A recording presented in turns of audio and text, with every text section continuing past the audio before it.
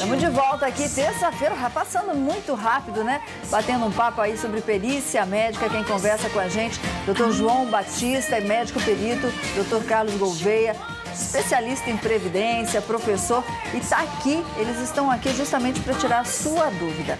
Eu falei de emparedamento, você lembra, Luquinha? Estou perguntando se é paredão, não tem nada a ver com... O que é o tal do emparedamento? Quem que pode explicar? Pode falar, João. O emparedamento ocorre quando a gente... Esse é um dos nomes que se dá, né? Uma gíria que se usa, alguns chamam de limbo e tal. É quando a Previdência Social dá alta por sucesso benefício de alguém, por doença profissional, por acidente de trabalho ou até por doença assistencial.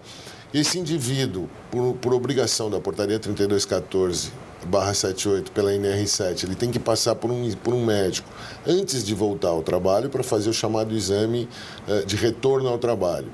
E esse médico, ao analisar a condição de saúde do indivíduo e a condição do local de trabalho onde ele vai trabalhar, diz assim, ó, ele está inapto para voltar para essa atividade. Ele não pode. Ele não pode voltar a essa atividade sob pena dele ter o agravamento do seu estado de saúde, ou, por outro lado, ele botar em risco, como agora há pouco nós ouvimos, a saúde de outrem.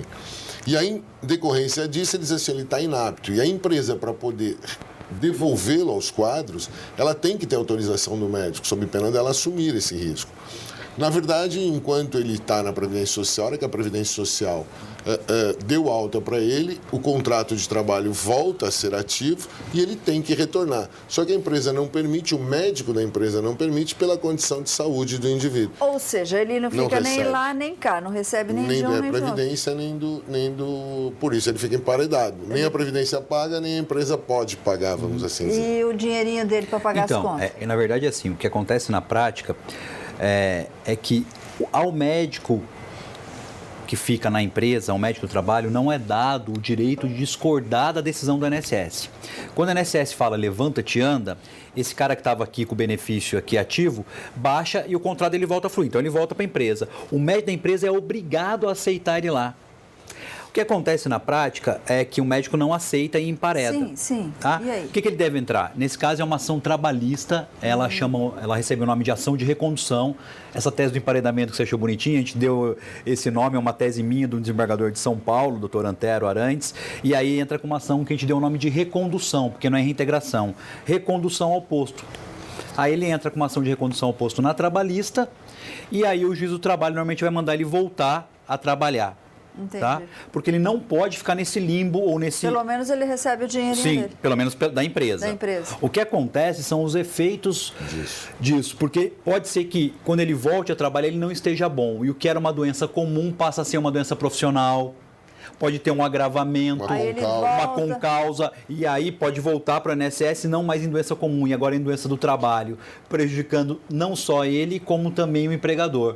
Essa política do INSS de pouca confiança que a gente tem, gera isso, porque normalmente o INSS dá alta para pessoas que não estão boas. Então, a quantidade de imposto que você paga, hein, que também vai para lá, hein, Luquinha? Fala a verdade. Pois é, Solange Arinete está comentando aqui que ela não tem a cartilagem no joelho. E ela fez a perícia e foi negado por carência. Ela voltou a trabalhar e ela tem certeza que vão mandá-la embora. O que ela tem que fazer? Bom, então. É legal assim, quando tu pode perguntar, porque tem que ser igual o Jack, por partes. Nem sempre a pergunta vem do jeito que é para vir. Então, para o INSS dar benefício, tem que ter uma carência, tá certo? É uma proteção do sistema. Então, a carência, nesse caso, é de 12 meses. Tá? Se ela não tiver a carência de 12 meses, ela não tem a proteção. É igual um plano de saúde. Quando eu vou e pago o plano de saúde, começo a pagar, ele fala, para tal procedimento são tantos meses. Não é isso?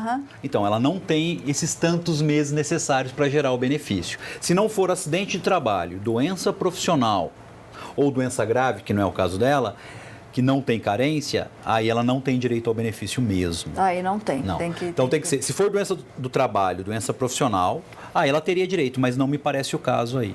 Ok. Tá? Então não tem direito. Ok, então. Bora lá, perguntinhas, Luquinha, do nosso vamos lá, povo, tava respondendo aqui para a Arinete o que ela tinha que fazer. Bom, é o seguinte. Ai, o pessoal tá pedindo as coisas, achando que é enquanto pergunta você está aqui. procurando, deixa eu responder uma querida amiga, que inclusive eu passei o e-mail para o Dr. Carlos. Ela ficou viúva recentemente, o marido contribuiu 19 anos e ela quer saber se disseram que ela não tem direito a receber a aposentadoria do marido, benefício, alguma coisa nesse sentido. Você leu o e-mail, né? Eu mandei para você. O que acontece na prática é o seguinte. Hoje, para ter direito à pensão por morte, ela tem que ter qualidade de segurado. Para ter qualidade de segurado, o marido dela teria que ter morrido pagando o INSS ou dentro de um período de graça. O que deve ter acontecido é que ele não estava nisso. Aí, quando ela foi pedir, falaram para ela, seu marido não tem qualidade de segurado, você não tem direito a nada. Mas como ela pagou esses 19 anos, tem uma tese vencedora até no Poder Judiciário, inclusive aqui da nossa região, né, que fala, olha, se contribuiu, tem que ter a retribuição. Então, esses 19 anos provavelmente vão gerar para ela a possibilidade de entrar com uma ação judicial e discutir isso sim na Justiça. Okay. Então, na Justiça tem vários ganhos de causa com base nessa tese, mas para isso, volto a falar, vai ter que procurar um advogado especialista. Ah, não tem dinheiro? Procuradoria, Defensoria Pública, OAB, Faculdade de Direito, tá? Ok, então temos uma pessoa na linha. Alô, boa tarde. Boa tarde, Solange. Tudo bem com você? Graças ao bom Deus. E você, minha linda? Eu estou ótima, graças a Deus. Solange, eu só não posso dizer meu nome. Tudo bem pra você? Por isso que eu não perguntei. A produção já me avisou aqui. Tudo bem. Deixa eu te falar uma coisa. É assim, eu tenho um problema seríssimo, alérgico, não posso tomar medicamento. E eu trabalhei 20 anos numa empresa e só foi constatado o problema no 2005. Só que como eu tinha que trabalhar, eu não quis encostar. Quando eu fui ver isso daí, agora daí eu saí da empresa, a empresa faliu e tudo. Aí eu fui no MTS, fiz a perícia, o médico disse que eu dei um problema no ombro que só funciona 50%. Entendeu? Então, eu queria saber por que o problema é tão complicado dessa maneira, sabendo que você já tem ali todos os exames, mais os exames do alergista, consta que eu não posso tomar remédio, por que é tão complicado? Ok, então. Quer dizer, ela tem um problema no ombro e tem alergia. Ela não pode tomar remédio para curar o ombro por causa da alergia. Resumindo, é isso. Doutor João. Se ela não tem, o problema é assim, aí nós vamos entrar, vamos entrar num tipo diferente de incapacidade. A gente tem que entender que a incapacidade ela se processa por condição funcional, por condição fisiológica ou por condição social.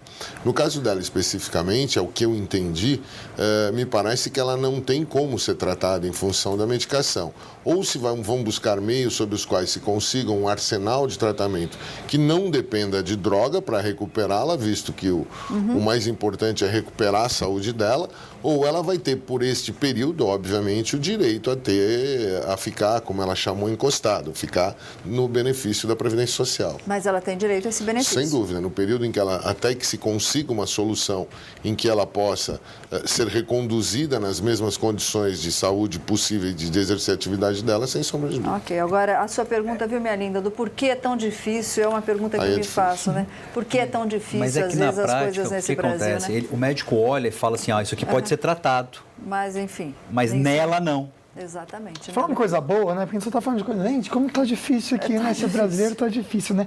As duas sortudas de hoje são Kátia Moraes e também Rosângela Leite. Parabéns.